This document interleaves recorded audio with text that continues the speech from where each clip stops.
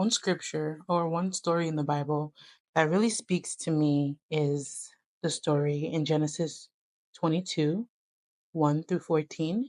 It is a story about when Abraham took his son Isaac, his only son Isaac, who he prayed and waited for, took him up to the mountain for obedience, through obedience, to sacrifice him. And we all know that God was like, wait, hold up, don't do it.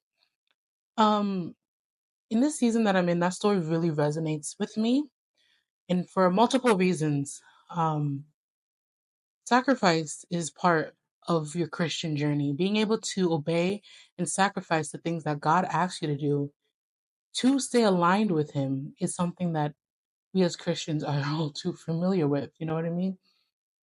So there was a season in my life where the Lord called me to leave my job. And I was just like, Lord, Jehovah Jireh, if I do this, you're my provider. God, you're going to provide. You're going to provide. You're going to provide. And I'm like, okay, Lord, provide. And even before then, I was working. None of my bills made sense. My paychecks didn't make sense. None of it made sense. And I was asking the Lord, you're my provider. You're my provider. Why isn't that these checks are not checking? Why is it that when I pay all my bills, I'm left with $20? It doesn't really make any sense. No room for even saving. Coupled to the fact that, I wasn't the greatest with my money, but the Lord is, we'll get in there. um I was like, Jehovah Jireh, Jehovah Jireh. And it wasn't until I went to church during that season that the Lord was calling me to leave, and I was hesitating, that one of the ministers there were doing offering, and they brought up the story of Genesis 22, 1 through 14. We always so quick, Jehovah Jireh, my provider. But you have to really look at the scripture.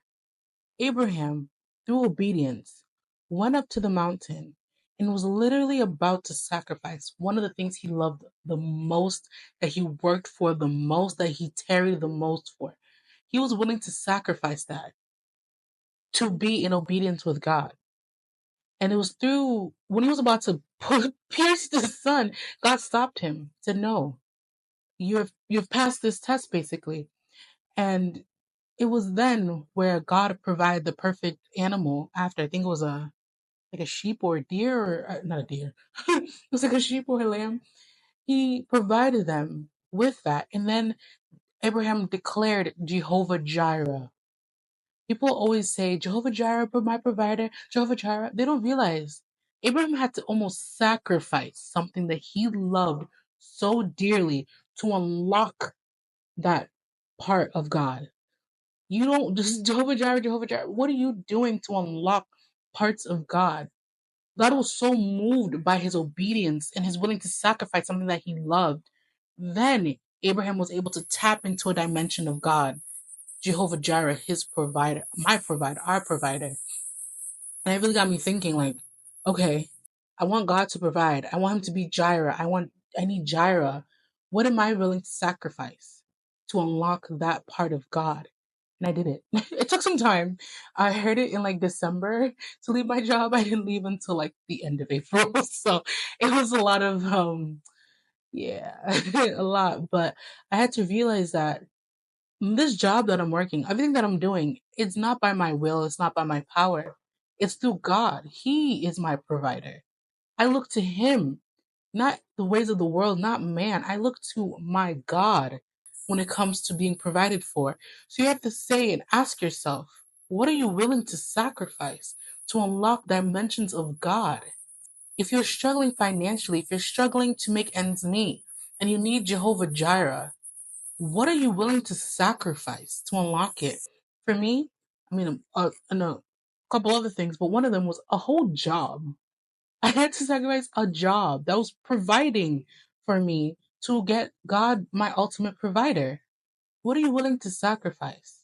Is it poor spending habits, or is it eating out all the time? Is it all these things? Like, what are you willing to sacrifice to God for to unlock another dimension of God? And I feel like that is a very impactful question that we have to ask. That these things of God, like, God is going to do it because He's a good God. But what are you doing to partnership with Him? God is basically saying, okay, I can do this, but what is your part? What is your role to play? Like, God will orchestrate things in a way that, of course, He will get His glory.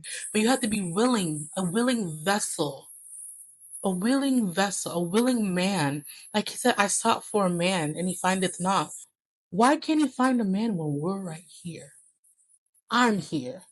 We're here. Everyone's here. Like, he should be able to easily find a man. But what are we afraid of? We sacrifice all these things. Like, what are we really truly afraid of? Yeah, just a food for thought. Just ask yourself. The call to action, basically. What are you willing to sacrifice to tap dimensions of God that you've never seen before? Thank you, guys.